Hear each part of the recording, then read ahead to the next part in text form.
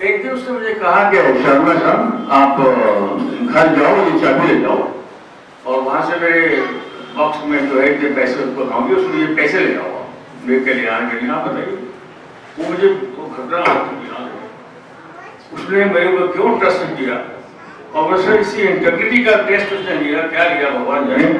और मुझे वो अब तक याद है, मैं वहां से गया पैसे लेके आया दिया। उस जमाने में क्या टीचर्स ऐसे होते थे कि ट्यूशन कराते थे घर बुला के, लेकिन पैसे नहीं देते थे उस समय था। तो मुझे वो घटना याद है। खैर उसके बाद ये हुआ कि 8th क्लास तक हमारा उस रामधर स्कूल में था। उसके बाद फिर 8th में भी 1st क्लास में पास हुआ था, फिर गवर्नमेंट स्कूल में ट्रांसफर हो गया, वहां से मैट्रिक पास किया। मैंने 45 में मैट्रिक पास किया और मैट्रिक करके वहां तो इंटरमीडिएट कॉलेज बन रहा था उस समय भरतपुर कॉलेज में, तो पढ़ने का सवाल नहीं था। मैं दिल्ली गया, मौसी क्या चला और वहां पता लगा ब्रिटिश के अंदर कि ब्रिटिश गवर्नमेंट के अंदर हर मंडे को रिक्रूटमेंट होता है, टेस्ट के बाद में। तो आप ताज्जुब करेंगे, वो वहां से हमारे हम कश्मीरी गेट में हमारा मकान था और वो ट्रेन टेस्ट को इंडिया स्कूल कम से कम 10 मिनट होगा। वहां उसको साइकिल पैकिल होती नहीं थी, पैदल जाना और पैदल आना। तो मैं साहब गया उसमें और टेस्ट में मैं बैठा और आप ताज्जुब करेंगे टेस्ट नहीं पास हो गया, सफल हो गया। 6 वीक्स की ट्रेनिंग थी वहां, टाइपिस्ट की ट्रेनिंग थी, वैसे मैं टाइपिस्ट हो गया और उसके बाद मेरा जनरल स्टाफ इंटेलिजेंस ब्रांच के अंदर अपॉइंटमेंट हो गया ब्रिटिश गवर्नमेंट का। उस वक्त क्या था कि वो आजाद हिंद फौज के जितने प्रिजनर्स ऑफ वॉर थे वो सब रेड फोर्ट में थे, उनको ट्रायल चल रहा था। और हम लोगों को टाइपिस्ट थे उनके स्टेंसिल उनकी रिपोर्ट काटने के लिए हमको स्टाफ कार में रेड फोर्ट रह जाते थे, जबकि रेड फोर्ट में पब्लिक को एंट्री नहीं थी। तो हुआ इस तरह से 1 साल चला गया, 1 साल निकल गया आराम से। अब मेरे में एक द्वंद रहा है पढ़ने का और जॉब करने का, पढ़ाई का मौका कम मिला। तो खैर वो साल 1.5 साल मैंने किया, उसके बाद मैं रिजाइन करके मेरे कश्मीर गेट में हिंदू कॉलेज था, हिंदू कॉलेज ज्वाइन कर दिया प्रेप क्लास के। वहाँ क्या हुआ कि वो दोनों बाद 4-5 महीने हुए होंगे, तो नोआखली किलिंग्स का एक प्रोटेस्ट डे बना। उस प्रोटेस्ट डे के अंदर वहाँ क्या किया, कॉलेज में बंद करने के लिए पिकेटिंग कर लेट गए, गेट पे किसी को एंट्री नहीं थी। मुझे नहीं पता कौन 6 लोग पड़े, मेरे भी मन करा, मैं भी लेट गया उसके अंदर पिकेटिंग के अंदर। और पिकेटिंग में लेट करके क्या हुआ कि वो स्ट्राइक तो सक्सेसफुल हो ही गई। दूसरे दिन कॉलेज के अंदर जब प्रेयर हुई और एम्फीथिएटर के अंदर प्रिंसिपल ने हमारे 5 लोग जो सदस्य लोग थे नाम अनाउंस किया और उन्होंने कहा भाई तुम लोग मेरे ऑफिस में मिलना। तो हमने गए, उन्होंने कहा तुम्हारा हम गुड कंडक्ट का सर्टिफिकेट तो देंगे, लेकिन कॉलेज में नहीं पढ़ने देंगे आपको और कहीं जाना होगा। मेरी पढ़ाई जो है ज्वाइन किया, फिर वहाँ से कॉलेज से निकले, सड़क पे आ गए और फिर जो है फिर तलाश में हो गए जॉब करें क्या करें। तो मेरे बड़े भाई साहब जो है वो सब माउंट आबू में थे, वो भरतपुर स्टेट से डेपुटेशन ऑर्डर सेंट्रल गवर्नमेंट थे और वहाँ directorate of civil supplies for Rajputana estates था। तो वहाँ के डायरेक्टर के वो सेक्रेटरी थे, उन्होंने बात कर ली, उन्होंने कहा कि यहाँ जाओ और वहाँ बुलाया। माउंट आबू गया, वहाँ का टेस्ट दिया, 5 मिनट में जैसे बैठा उन्होंने पास हो गए, वहाँ अपॉइंटमेंट हो गया।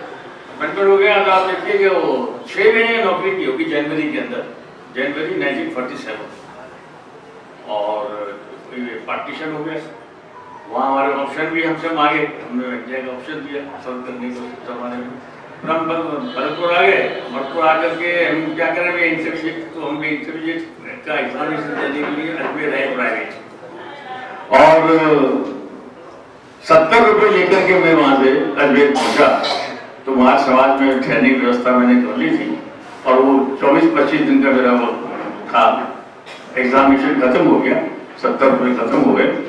मेरे लास्ट डे मुझे खाने के पैसे भी नहीं थे और वो टिकट लेकर के मैं गाड़ी में बैठ गया। तो आप देखिए कि वो उस वक्त उसका मेला चल रहा था, जगह नहीं थी, बड़ी परेशानी थी। क्या जैसे से हम वहाँ से और बालीपुर तक आए। बालीपुर में क्या हुआ कि वो गाड़ी रुकी, मुझे लोग शंका की वो शायद होती में, तो बजाय इधर के नेक्स्ट प्लेटफॉर्म में उतरा, जरा था कुछ नहीं था, वहाँ कोई नहीं था। आप ताज्जुब करेंगे कि मैं वहाँ दोनों जो जॉइंट है दोनों कंपार्टमेंट्स के, सॉरी, वहाँ मैं बैठा, शंकरगली कर देखेंगे वहाँ कोई चीज पड़ी हुई थी, गद्दी थी थोड़ी सी, तो उठा के देखा तो बाद में देखा तो उसमें तो 7 नोट थे 10 के, तो 70 रुपए के नोट में को वहां बताइए मेरे भाग में रुपए मिलियन रखे हुए थे वहां पर। ऐसे घटना मेरे साथ होती है, बताइए। खैर हुआ, वापस आ गए, बाद में क्या किया कि वो उधर पार्टीशन हो गया था, किलिंग्स हो गए थे, रिएक्शन डिपार्टमेंट भूल गया। तो मुझे मेरे ऊपर जो रहते थे मकान मालिक, उनका शरण जाओगे नौकरी करेंगे, रिएक्शन 2 महीने आप कर लो, मैं चला जाऊंगा। तो बयाना तहसील है वहां भेज दिया। वहां बयाने में गया तो नौकरी जो पहली जो तनख्वाह मिली उसमें मैंने निर्णय लिया कि जितना भी विवेकानंद का जो आपका साहित्य है उसके मैंने ऑर्डर प्लेस कर दिया। क्या करना से मेरे वो बुक जो है मेरे पास वो आ गए, और इस तरह से मेरा विवेकानंद का भी जो है बड़ा असर पड़ा है। तो मैं आपको जो हम लोग आज देव जागृति की, देवत की जागृति की बात कर रहे हैं, मैं एक कोटेशन याद करता हूँ, बता रहा हूँ आपको। Man is potentially divine. हर आदमी में देवत्व तो है। Man is potentially divine. The aim is to manifest the divinity. उस डिविनिटी को कैसे आप जागृत करें, वो बताते हैं कंट्रोल में, by controlling nature from with in and without. एक सेंटेंस में सारी फिलॉसफी दे दी इन्होंने। तो अपने अंतर्बाह्य के कारणों को अपने संयम करके और आप अपने जागृत कर सकते हो। तो इस तरह से, और एक वहां जर्नल आता था साइकोलॉजिस्ट, वो मैं पढ़ रहा था। उसमें भी पर्सनल प्रॉब्लम्स, फैमिली की प्रॉब्लम्स, सोशल प्रॉब्लम्स मुझे बड़ा अच्छा लगता है, पढ़ता। तो इन दोनों का प्रभाव भी बहुत पड़ा है उस टाइम। फिर करते करते क्या हुआ, आराम से कॉलेज खुल गया। उस वक्त डिग्री कॉलेज खुला था, हम लोग पहले एडमिशन से वहाँ हमने ग्रेजुएशन किया। ग्रेजुएशन करके और फिर हम जयपुर आए। जयपुर आकर के हमने यूनिवर्सिटी में, राजस्थान यूनिवर्सिटी में हमारा अपॉइंटमेंट हो गया यूडीसी की पोस्ट से। तो आपको ये बता दें कि वहाँ से यूडीसी की पोस्ट में होकर के वहाँ हम फिर पढ़ने की सर्टिफिकेट किया, पढ़े तो सही, हमारी शादी नहीं हुई थी। तो 50 से 30 साल तक वहां रहे हैं। श्रीपुर में पता लगा कि नागपुर यूनिवर्सिटी में प्राइवेट अपियरेंस अलाउड है, जिस वहां के श्रीलंका और बर्मा से भी लोग आते थे। 14 साल का एक परीक्षा होती थी। इसमें असफलता बता रहा हूं मैं आपको। तो वहां क्या हुआ कि हम लोग, बड़ी तैयारी थी, बड़ी अच्छी तैयारी थी, 5-7 लोग थे। और मैंने आप जयपुर से ट्रेन में बैठ करके नागपुर तक गया। मैंने 6-7 पेपर का हमको रिविजन करा दिया ओरली। और वहां पहुंचे तो वहां दूसरे दिन जो है एग्जामिनेशन सेंटर पे गए तो 3 से 6 शाम को होता था। पहले पेपर में थ्योरी के पेपर में क्या घटना होती, तो मैं बता रहा हूँ, एफर्ट और लक में कितना अलग हो जाता। मेरे एफर्ट में कोई कमी नहीं थी। जब वो पेपर डिस्ट्रीब्यूट हुआ, मैंने पढ़ा अटेम्प्ट ओनली 5 क्वेश्चंस। ऐसा होता है कि ताज्जुब करेंगे, मैंने क्वेश्चन पेपर पढ़ा, पहले पेज पढ़ा, 3 घंटे तक मैंने दूसरे पीछे गया ही नहीं। मेरे दिमाग में क्या फिक्सिंग हो गया, लक डिडंट हेल्प मी कि I should become post graduate. एक पेपर में ये लोग देख के हैरान हो गए, सर क्या हुआ, अरे मेरे साथ ये हो गया, देखा ही नहीं, पता क्या हो गया। वो 5 क्वेश्चन थे पहले पेज पर ही, 5 क्वेश्चन अटेम्प्ट किए और उसमें मेरे 23 नंबर आए। जब मार्क्स पता लगा 25 मिनिमम आने चाहिए थे, बाकी पेपर सब ठीक हुए, पास होने के लोग एग्रेशन नहीं मिलता। तो इस तरह से मैं बता रहा हूँ आपको, मैं पोस्ट ग्रेजुएट नहीं हुआ और नहीं होने से मेरे प्रमोशन में या मेरे परफॉर्मेंस में कोई अंतर नहीं आया। लेकिन I was not destined to be post graduate. एक तारीख तो मैं आपको बता रहा था। चलिए उसके बाद ये हो गया। तो उसके बाद यूनिवर्सिटी के अंदर क्या हुआ कि हम लोग, हमारा प्रमोशन भी होने लग गया। उसके बाद फिर 62 में ये हुआ, वो मकान हम जयपुर में क्या हुआ कि वो हमारे यूआईटी के चेयरमैन थे, वो सिंडिकेट के मेंबर थे वहां पर यूनिवर्सिटी के। और कुछ लोगों ने, 5 लोग 6 लोगों ने, लोग तनख्वाहें बहुत कम मिलती थी, 150 रुपये तनख्वाह मिलती थी। किसी की हिम्मत नहीं होती थी कि प्लॉट खरीद लें, मकान बना लें। तो क्या हुआ कि वो 4-5 लोगों ने जैसे से बात करके और कर दो, क्या दिक्कत है, तिलक नगर स्कीम बन रही है, मैं आपको अलॉट कर देंगे। तो अब मैं बता रहा हूँ, भगवान ने किसी शक्ति ने मेरे पीछे काम किया है मेरा। तो मुझे पता ही नहीं है, मैंने मकान खरीदने का, प्लॉट लेने का सोच ही नहीं सकते थे, हमें हिम्मत ही नहीं थी। एक साहब पता नहीं कहाँ से आते हैं जो सबकी अपनी लेकर के डिस्प्ले में देने जा रहे थे, उन्होंने कहा कि राशन गिराएंगे, वो फिर आया दलील दस्तखत कर दिए इसमें। आप बताइए किसने भेजा आदमी को, उसे 2 लाइन लिख करके प्लॉट मुझे पेरोट कर दिया जाए, वो लेके चले गए और वो प्लॉट देखा 4-5 महीने में प्लॉट अलॉट हो गया। तो मालूम प्लॉट कॉर्नर प्लॉट मिला, और क्या कॉस्ट क्या थी उसकी 2200 रुपये, 103/70 था कॉर्नर प्लॉट में। अब वो साहब मकान अलॉट हो गया और मकान बनाने के लिए लोन भी दिए, थोड़े से दिए, बनाया, आधा बनाया, आधा छोड़ दिया। और आप देखिए जितने लोग मकान को मोबाइल के जितने ऑर्नामेंट्स थे सब मकान के अंदर जो मैंने मुआवजे से रखे, और मुआवजे रखने के बाद में फिर वो छोड़ने का सवाल ही नहीं था और वो हमको उसको बेचने ही पड़े। और हमको क्या हुआ बीच में यूनिवर्सिटी बन गई उदयपुर वाली, हमारे नस्रात ने हमसे बिना पूछे उठा के जो आए थे वो बात करने के लिए कहा मैं आपको बेस्ट आदमी आपकी यूनिवर्सिटी रखूंगा।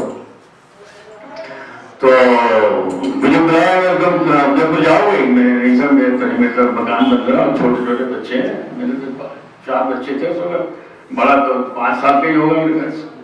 तो फिर मैंने अरे आगे यहाँ तो प्रमोशन नहीं है, आपको बहुत नई यूनिवर्सिटी बनेगी, बड़ी प्रमोशन मिल जाएगा, आप चले जाओ। और मन नहीं लगे रेपुटेशन पर है, आप जाओ मेरे कहने से। आप देखिए मैं उन्होंने कहा 5 मिनट जाओ, आप पूछ के आओ, वो सोच के आओ, और किसी से बताना नहीं। बताइए किससे बात करूँ, ना मोबाइल था ना कुछ रहा। मुझे धक्के देकर जब से देखे मुझे पुश करके जाओ उदयपुर भेजा, पूरे 1 पैसा मिल पा नहीं था, मैं उदयपुर आया रहता था करके। तो उदयपुर में ये हुआ कि 21 को मैंने ज्वाइन किया और 28 को वहाँ डिलीवरी हुई थी रिजल्ट की, और कैसे मैनेज करके की बाइक का वो बात है। एनीवे उसे हुआ तो साहब यहाँ भी हमको जो है टाइम निकल गया, तो असिस्टेंट स्टार हो गए, फिर डिप्टी स्टार हो गए, डिप्टी स्टार हो गए तो हम स्टार का कहानी सुना चुके, एक बार और सुना दें।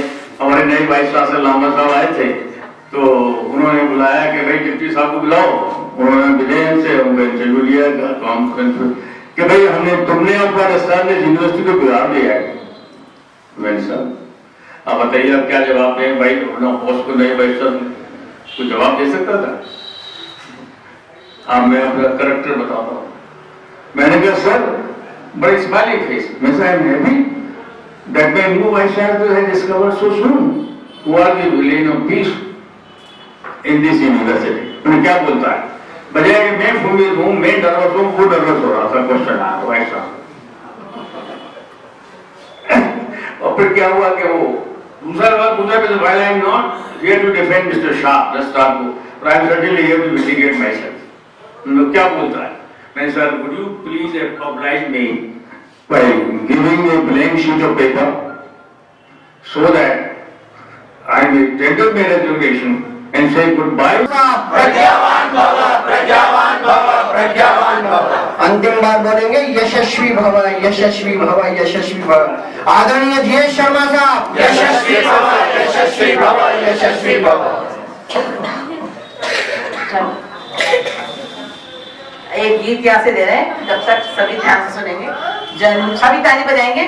जन्मदिन पर सभी हम मिले हैं, देखो खुशियों के गुलशन खिले हैं। जन्मदिन पर सभी हम मिले हैं, देखो खुशियों के गुलशन खिले हैं। सुमन सा सुमन निकला हो तुम, मुस्कुराते सदा ही रहो तुम। जैसे तारे तुझे तारे गगन